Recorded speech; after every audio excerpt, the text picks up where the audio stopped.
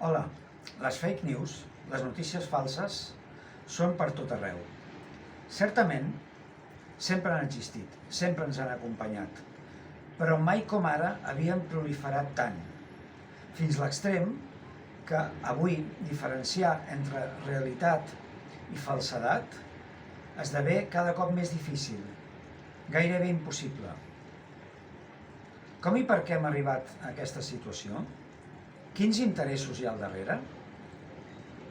En aquest curs veurem com les lluites per imposar una determinada visió de la realitat juguen un paper clau en l'exercici del poder i del control.